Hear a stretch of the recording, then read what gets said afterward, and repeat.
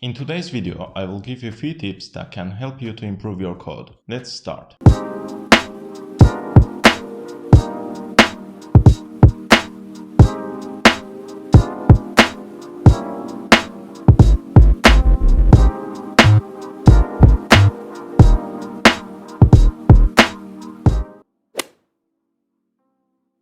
In my opinion, one of the easiest things that can help you to improve the quality of your code is following consistent style and conventions. This includes following conventions for naming variables, functions, classes, or even format of the code. Luckily, there are already pre-made conventions that you can start following. However, if you have a reason to follow some other convention, you can always do so, but please remember to document it always, so that the next person who will work with your code will know what to expect and how to add new code.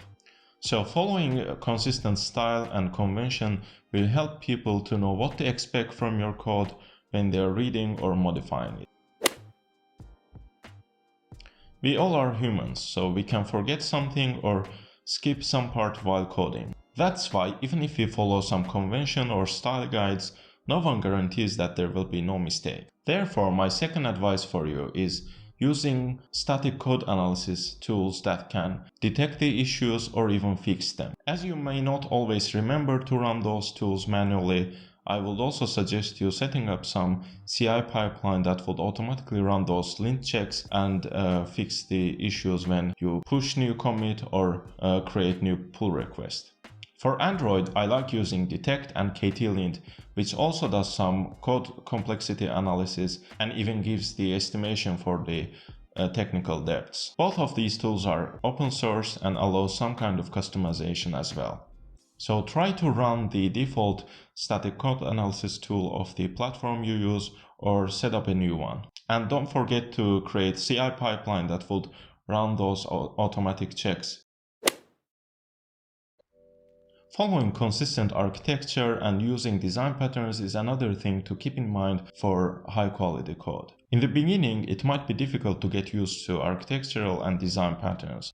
However, you should always try to use them and learn from mistakes. Probably sticking to one architectural pattern is good in the beginning until you need to use something else. And when it comes to design patterns, they are there for solving different types of problems. So try to find a design pattern for each problem you are trying to solve.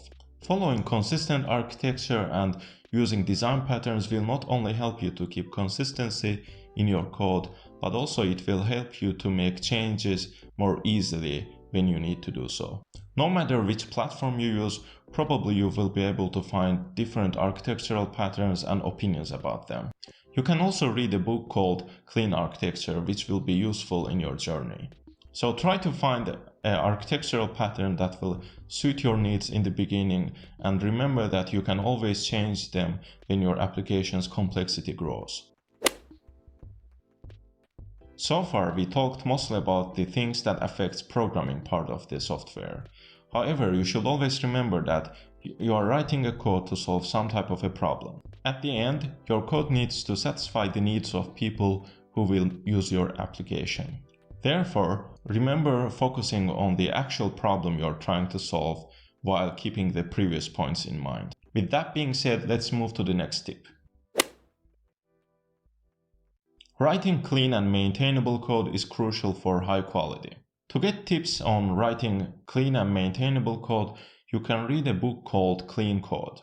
Also, I highly recommend taking a look at a book called Effective Java. Many of the principles you will learn in those books are highly applicable to different platforms as well, so don't let the names confuse you. Bear in mind that security is not only about encryption, but also the way you code. Effective Java book will give you tips on writing secure code as well. Also, make sure you take a look at OWASP Top 10 Vulnerabilities list, which is usually updated every few years. They also might have security guidelines for the framework you use.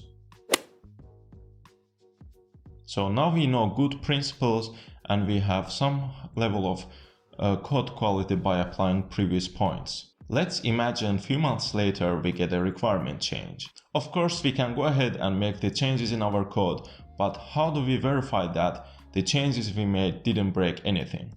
Well, this is the case where tests will be handy. Basically, you can write a test that can verify the behavior of your code, and you can usually run those checks locally or as a part of your CI pipeline.